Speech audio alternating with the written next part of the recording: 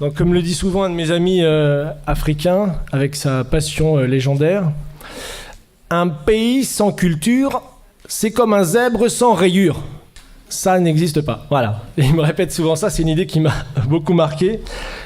Où qu'ait été l'être humain depuis les premiers hommes qui polissaient les bifaces pour en faire des objets d'art, que Jacques Cheminade d'ailleurs a montré à David Pujadas et Léa Salamé lors du débat sur France 2, et lors duquel ils sont restés comme une poule devant un morceau de craie, comme on dit, comprenant pas trop l'idée que M. Cheminade a amenée, que l'homme a toujours commencé par la créativité et pas par la guerre.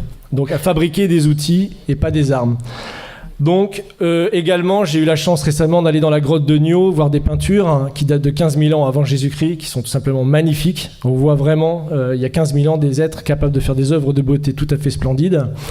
Ou encore des gens qui se retrouvaient dans une salle en 2017 à Clichy, par exemple, pour réfléchir ensemble à l'avenir de l'humanité. Vous aussi, vous êtes créatifs, et c'est la base de notre projet. Et si vous ne l'êtes pas, je vous invite à vous poser la question de pourquoi. Je ne vous donnerai pas la réponse, mais je vous invite à vous poser la question. Donc, il y a un sujet que je vais vous présenter aujourd'hui, qui est un sujet aussi méconnu que politique, que polémique et passionnant. Donc, c'est, avant de parler de l'impérialisme monétaire, du franc CFA, je remercie Pierre pour la petite introduction. On va parler de l'impérialisme monétaire. Il y a eu beaucoup de questions, vous l'avez vu ce matin, sur le franc CFA, qui est un sujet très important pour nous. Donc moi, je vais vous parler d'un autre impérialisme, qui est l'impérialisme scientifique. C'est-à-dire que aujourd'hui, on a une falsification, ce que Cheikh Anta Diop appelle une falsification consciente de l'histoire de l'humanité qui a été opérée depuis plus de 200 ans et qui continue encore aujourd'hui. C'est-à-dire que c'est la négation systématique de l'apport de la civilisation noire dans l'histoire universelle. Aujourd'hui, c'est quelque chose qui est constamment nié. Vous pouvez regarder vos livres d'histoire, vous verrez que c'est constamment nié. Donc cette présentation sera en hommage d'une femme extraordinaire que j'ai rencontrée en 2013 et avec qui Cheminade avait déjà travaillé dans les années 90, qui est la femme justement de Cheikh Anta Diop et qui malheureusement est décédée en mars 2016, donc dans l'indifférence générale, et qui a continué le combat de son mari que je vais vous présenter aujourd'hui en France pour faire connaître ses découvertes. Je vous conseille de lire ce livre, L'Afrique répond à Sarkozy, où vous vous rappelez, Sarkozy en 2017 avait fait un célèbre discours à l'université Cheikh Anta Diop, donc à Dakar, dans lequel il disait ceci: le drame de l'Afrique, c'est que l'homme africain n'est pas assez rentré dans l'histoire. Dans cet imaginaire où tout recommence toujours, il n'y a de place ni pour l'aventure humaine, ni pour l'idée de progrès. Le problème de l'Afrique, c'est de ressasser, de toujours répéter, de se libérer du mythe de l'éternel retour, c'est de prendre conscience que l'âge d'or qu'elle ne cesse de regretter ne reviendra pas pour la simple raison que l'âge d'or de l'Afrique n'a jamais existé. Donc, ce qui avait choqué toute l'Afrique à l'époque. Et donc, il y a ce livre qui est une réponse d'une vingtaine de personnes qui répond à cette attaque de Nicolas Sarkozy, dont la femme de Cheikh Anta Diop à l'époque. Voilà, donc ça c'est Cheikh Anta Diop, donc, qui est né en 1923, il est mort en 1986, je vous donne en gros son curriculum. Donc c'est quelqu'un qui est venu faire ses études en France et qui s'est engagé tout de suite dans des études de physique et de chimie nucléaire et qui a travaillé avec justement Frédéric Joliot-Curie à l'époque et qui a passé justement un diplôme justement pour devenir physicien et chimiste nucléaire, ce qui lui a permis de réaliser déjà à son époque une prouesse.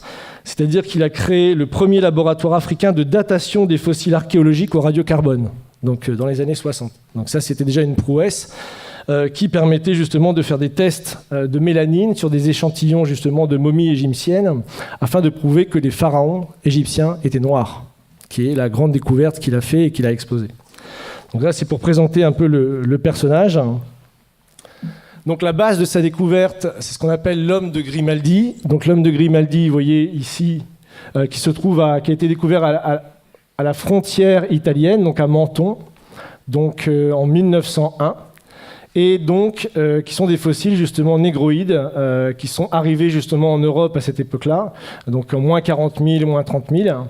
Et déjà dans les années 20, vous avez des gens, même en Europe, qui reconnaissent justement l'origine noire de la civilisation dans son ensemble. Donc vous avez par exemple M. Boulle et M. Valois, qui disent que quand on compare les dimensions des os de leurs membres, on voit qu'il y avait les jambes très longues par rapport aux cuisses et les avant-bras très longs par rapport aux bras, que leurs membres inférieurs étaient extrêmement développés en longueur par rapport aux membres supérieurs. Or, de telles proportions reproduisent, en les exagérant, les caractères que présentent les nègres d'aujourd'hui. De là, une première raison pour considérer ces fossiles comme des négroïdes, sinon comme des nègres. Donc en gros, ça pose la polémique de dire que nos ancêtres ne sont peut-être pas les Gaulois, comme M. Sarkozy avait également fait polémique sur cette question-là, mais de voir que l'histoire universelle, elle ne peut pas être sélective. Que si l'origine des hommes, le berceau de l'humanité, c'est l'Afrique, forcément les hommes ont été noirs, et qu'ils sont forcément arrivés justement en Europe dans cette période de moins 40 000, on estime, à peu près. Et il y a 1000 preuves de cette civilisation noire qui justement est arrivée en Égypte d'Afrique pour peupler l'Europe, justement dans cette période de l'Aurignaciens.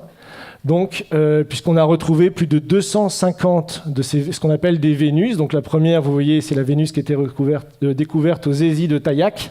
C'est Vénus de Sireuil, découverte en l'an 1900 à Sireuil, commune des Hésies de Taillac dans la Dordogne, et qui est datée de moins 25 000 ans. Donc on voit sa caractéristique, évidemment, négroïde, comme on disait à l'époque, et qui est au musée de Saint-Germain-en-Laye. Et en dessous, vous avez la Vénus de Willendorf, qui est une statuette également en calcaire, découverte en 1908, ce coup-ci en Autriche. Donc voilà, déjà plus loin sur les terres européennes. Et il y en a énormément. En fait, il y a plus de 250 œuvres d'art de type africain qui ont été retrouvées entre moins 30 000 et moins 20 000 ans. Donc sur tout l'ensemble de l'Europe et jusqu'à même en Sibérie. On a retrouvé des statuettes comme ça d'art noir jusqu'en Sibérie. Donc à l'époque, mais j'ai pas la photo ici, je pouvais pas tout montrer. Donc on voit que dès les années, disons 1900, grâce à la science, au progrès, aux découvertes, on fait ces découvertes et la question commence à se poser et si justement le berceau de l'humanité c'est bien l'Afrique, on se pose déjà la question, et si vraiment l'espèce humaine était noire à l'origine, et qu'est-ce que ça veut dire à une époque où, je vous rappelle, entre 1890, 1900, 1915, la France est investie, vous le savez, d'une mission civilisatrice. Évidemment, dans ces colonies, où on doit aller éduquer ces gens qui n'ont pas de culture, qui n'ont pas de passé, etc. Donc c'est un sujet qui fait extrêmement polémique, qui met énormément les scientifiques dans une bataille très importante. Et là, vous avez justement ce qui provoque la polémique, ça c'est à l'époque de Cheikh Anta Diop. Donc c'est justement l'arrivée des premiers Homo sapiens donc, en Afrique, dans la vallée de l'Omo, donc il y a 150 000 ans. Et l'invasion, enfin invasion c'est un mot que je n'aurais pas mis, de l'Europe par le négroïde grimaldien venu d'Afrique pendant 33 000 ans. Et donc c'est à ce moment-là qu'on peut dire qu'il y a eu cette phase, ce que les scientifiques appellent la dépigmentation régressive de l'homme noir à l'homme blanc, qui a suivi la migration climatique justement des premiers hommes qui étaient nés dans la vallée de l'Omo. Alors il y a des découvertes qui ont été faites récemment, il faut le savoir. On vient de découvrir un homme au Maroc. Donc, non, j'ai pas la photo. Donc, au Maroc, on a découvert un homme, un Homo sapiens sapiens, qui date de 315 000 ans.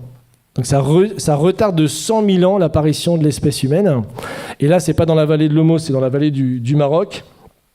Donc, jusqu'à cette découverte, justement, les plus anciens restes connus de l'homme étaient justement Homo et Homo 2, deux crânes mis à jour en Éthiopie et datés de 195 000 ans. Les crânes ressemblent morphologiquement à une découverte située en Afrique du Sud, ce qui indique une existence transafricaine de l'Homo sapiens 120 000 ans avant Homo 1 et Homo 2.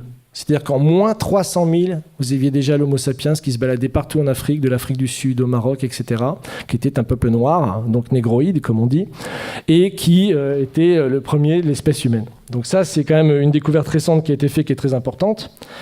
Et comme la science... évidemment, à ses découvreurs, elle a aussi ses falsificateurs, et ça c'est quelque chose de très comique, puisque à l'époque, quand on fait toutes ces découvertes, ça bouleverse complètement les connaissances, et donc vous avez un très célèbre scientifique anglais qui s'appelle Charles Dawson, qui lui va tout simplement créer un homme européen né en Europe et qui est évidemment tout à fait différent de l'homme africain, parce qu'évidemment il est impensable pour l'Empire britannique de l'époque d'avoir, si vous voulez, l'origine noire de l'espèce humaine, c'est quand même pas concevable. Donc il va créer ce masque qui est très connu, c'est l'homme de Piltdown, où il a mis tout simplement une mâchoire de chimpanzé et un crâne d'être humain. Donc tout simplement, il a fait le montage, il a mis dans une vitrine, il a dit regardez, on a trouvé le premier homme qui est né en Europe. Et donc ça prouve que nous, les civilisations avancées, ne sommes pas descendants des civilisations barbares, noires, etc. Donc ça a fait quand même savoir que ça a été enseigné, cette fraude scientifique a été enseignée entre 1912 et 1954 dans tous les livres d'histoire européens. Ça s'appelait le polycentrisme. Donc on avait prouvé que, évidemment, il y avait plusieurs origines de l'espèce humaine et que l'origine de l'espèce humaine noire n'était pas la même que l'origine de l'espèce humaine blanche. Donc voilà, et c'est en 1954 que la supercherie sera révélée par un autre savant anglais, il faut l'avouer, qui a été plus honnête que les autres, et donc qui a révélé la supercherie, mais qui a quand même marché entre 1912 et 1954. Période dont vous le savez où l'eugénisme, le racialisme, etc. a vraiment battu son plein et était à l'origine de toute la culture nationaliste socialiste, c'est-à-dire la sélection des races. Il y a eu un peu plus tôt, il y avait Gobineau qui avait écrit de l'inégalité des races également pour prouver que les êtres humains noirs étaient inférieurs aux êtres humains blancs. Et donc vous aviez vraiment un combat philosophique et scientifique qui était vraiment sans précédent, et je peux vous dire qu'il continue jusqu'à aujourd'hui, puisque ça c'est BFM TV en mai 2017. Donc ils ont relancé la polémique, c'est 2 chercheurs américains. Donc ce qui est marrant, c'est que le titre est quand même très explicite, mais quand vous lisez l'article, on vous dit que c'est quand même 2 farfelus et que tout le monde contexte, disons, leur version des faits. Mais on voit que le débat continue, c'est ça qui est quand même intéressant. Donc voilà. Bon, je vous laisse digérer tranquillement le fait que vos ancêtres n'étaient pas gaulois, mais il y a encore plus grave. Il y a encore plus grave. Ah, le temps passe vite. Oh là là. C'est que tous les pharaons qu'on vous a appris à l'école étaient également noirs, jusqu'à très très tard en fait. Toute la civilisation pharaonique. Donc là, on est en moins 2570. C'est le roi de la 3e dynastie. Donc voilà. On voit ici de profil, donc il y a des caractéristiques morphologiques, bon j'ai pas le temps de rentrer dans les détails, et vous remarquerez que son nez est complètement éclaté. Voilà, donc ça c'est son gouverneur, c'est celui qui a battu la fameuse pyramide de Saqqara, moins 2600 avant Jésus-Christ. Donc on voit également qu'il a le nez cassé et une coiffe tout à fait occidentale. Donc ça c'est 2700 également avant Jésus-Christ. Ça c'est le dernier souverain de la 3e dynastie. Donc on voit un profil également typiquement européen que vous pouvez voir évidemment. C'est assez flagrant avec une coiffe tout à fait alsacienne, donc typique justement du sud de l'Égypte. Donc voilà, vous remarquerez qu'il a également le nez cassé. Hein. Voilà, ça enfin c'est un petit peu plus tard. Donc c'est Ramsès III, c'est le plus connu, qu'on vous présente souvent à l'école, mais on ne vous présente pas cette version-là à l'école. Hein.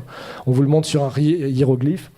Donc également un profil tout à fait négroïde, comme on dit, et à qui on a également cassé le nez. Par contre, ce qui est marrant, c'est que j'ai mis la source de Wikipédia, parce que Wikipédia, malgré qu'ils utilisent un langage, comme vous pouvez le voir, extrêmement évolué, hein, l'analyse génétique montre que Ramsès III est l'homme E, probablement père et fils, et qu'ils appartiennent tous deux à l'aplogroupe du chromosome YE1B1A13 et que l'on trouve principalement en Afrique subsaharienne. Voilà, vous avez bien mélangé le tout, mais bon, il est d'Afrique noire, hein, mais il ne faut pas le dire comme ça. Donc voilà, donc là on est quand même en 1186 avant Jésus-Christ. Donc là, c'est les Égyptiens tels qu'ils se représentent. C'est également dans la tombe de Ramsès III que vous pouvez visiter en allant dans la vallée des rois. Donc 1200 avant Jésus-Christ montre que les Égyptiens, voilà, ça c'est l'Égyptien, ça veut dire Égyptien, et qui se représente comme ça ici. Hop, voilà, l'Égyptien vu par lui-même. Donc voilà, ça c'est 1200 avant Jésus-Christ. Donc imaginez un petit peu.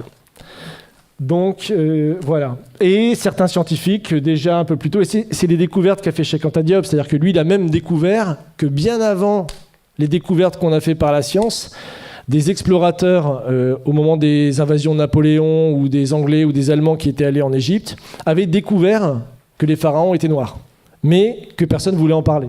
Donc lui, c'est Lepsius, c'est le fondateur de l'égyptologie en Allemagne, et il dit, voilà, tout simplement, bon, c'est une citation de son livre, que vous pouvez trouver sur Internet, là où on s'attendait à voir un Égyptien, bizarre, on trouve un nègre authentique, tout à fait original. Donc ça, bon, j'ai pas le temps, c'est une icône byzantine du XIe siècle qui montre le roi Salomon allant visiter le pharaon noir, qui est très caractéristique. Et dans le Cantique des Cantiques, pour ceux qui connaissent la Bible, vous connaissez ce passage, je suis noire et pourtant belle, fille de Jérusalem, comme les temples de Kédar, les pavillons de Salomon. Voilà, pour ceux qui... Voilà. Donc voilà, encore une fois, là, il y en a plein en fait. Hein. Bon, non seulement l'homme avant d'être blanc était noir, non seulement les pharaons également étaient noirs, et on bâtit également était le berceau des sciences et des arts. Et ça, c'est la vraie négation, je pense, la plus consciente qui a été faite jusqu'à présent et qui perdure dans nos écoles aujourd'hui, même jusqu'en Europe. Donc, puisque vous avez là également dans une des tombes 2000 ans avant la balance d'Archimède, le système de balance avec des curseurs afin de déplacer le centre d'inertie. Donc vous avez là tout simplement le point de levier et ici ce qu'on appelle le principe d'Archimède qui disait pour soulever la terre, donnez-moi un point d'appui, qu'il a rédigé dans un traité, évidemment 2000 ans plus tard, enfin 1500 ans plus tard, et en disant que c'était sa découverte et que c'était lui qui avait découvert toutes ces sciences géométriques. Donc, encore plus intéressant, le papyrus de Moscou. Donc ça, il se trouve à Moscou, justement, aujourd'hui. Il est au musée Pouchkine de Moscou. Et en fait, c'est les papyrus qui prouvent toutes les découvertes géométriques qui ont été faites par l'Égypte noire pharaonique, justement, entre moins 1500 et moins 3000 avant Jésus-Christ. Donc là, vous avez par exemple la pyramide tronquée, vous avez le calcul de la demi-sphère, vous avez Pythagore, vous avez le calcul des ellipses, vous avez ça aussi, là c'est l'autre papyrus de Rhind. Donc vous avez ici donc, le théorème de Thalès, donc, ça vous trouvez aussi dans des tombes, dans le papyrus. Donc ici, et Thalès lui-même a avoué qu'il avait fait sa découverte en Égypte, qu'il avait lui-même fait sa découverte en Égypte. Mais il n'a pas dit que c'était les prêtres égyptiens qui lui avaient enseigné justement cette chose-là. Donc ils se sont tout accaparés. Donc là, ils ont même été jusqu'à calculer des coniques. On retrouve des études de coniques, bon ça c'est pour les matheux, qui sont soi-disant attribuées beaucoup plus tard, plus de 3000 ans plus tard. Le calcul de l'ellipse, de la demi-sphère, toutes ces choses-là ont été découvertes déjà avant moins 2000 par les Égyptiens à l'époque. Donc, encore plus fou, c'est que les pyramides ont été faites, elles, encore plus tôt. Donc c'est 2600 pour la pyramide, je crois que j'ai les dates ici. J'ai encore un peu de temps ? Oui. Donc ça c'est la pyramide de Khéops qui a été faite en 2500 avant Jésus-Christ.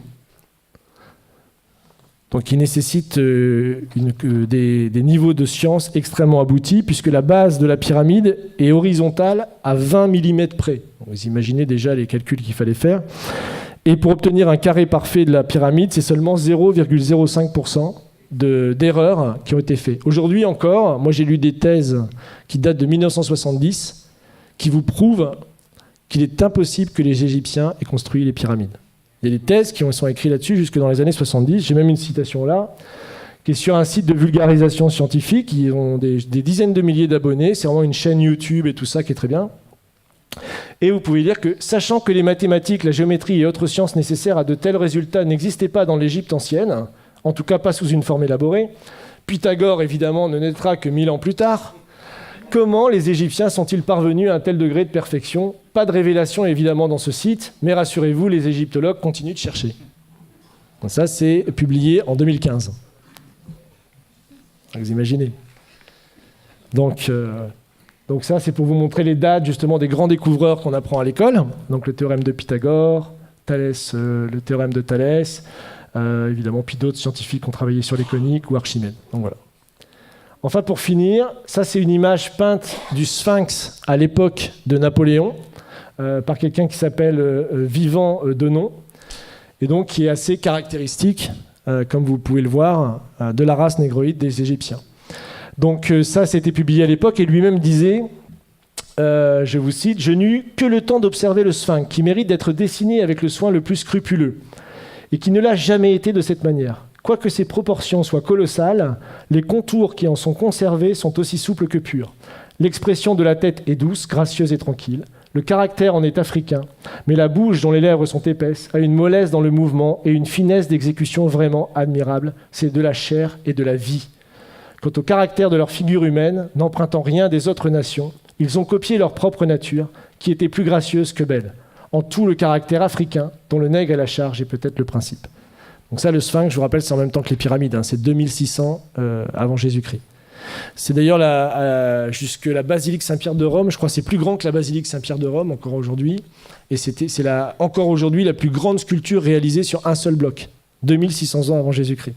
Donc c'est encore une prouesse scientifique qu'on ne sait pas expliquer aujourd'hui. Donc voilà, et pour finir, puisque le temps presse, ça c'est un proche également de Napoléon, donc qui a été avec lui dans les voyages en Égypte, et qui fait cette citation sur laquelle je terminerai pour vous laisser réfléchir à tout ce que je viens de vous dire.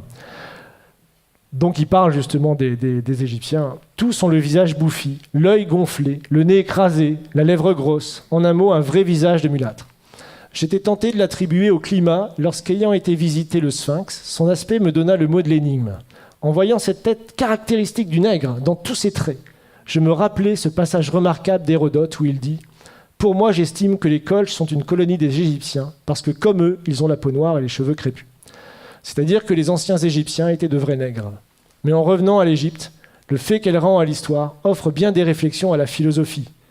Quel sujet de méditation de voir la barbarie et l'ignorance actuelle des Coptes, issus de l'alliance du génie profond des Égyptiens et de l'esprit brillant des Grecs, de penser que cette race noire, aujourd'hui notre esclave, est l'objet de nos mépris et celle-là même à qui nous devons nos arts, nos sciences et jusqu'à l'usage de la parole.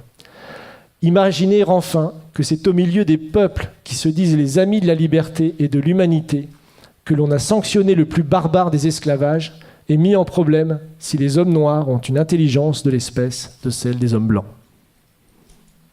Donc ça, c'est tout le débat de l'époque pour savoir si puisque c'est la période de l'esclavage, on réhabilite l'esclavage qui sera réaboli que plus tard en 1848. Donc on voit que le débat a été posé et la vraie découverte de Cheikh Anta Diop, c'est de montrer même que ces découvertes à lui étaient déjà connues à une époque, mais qu'elles ont été passées pendant plus de 200 ans, jusqu'à la période de Cheikh Anta Diop, sous silence. Personne ne connaissait ces citations. Donc voilà.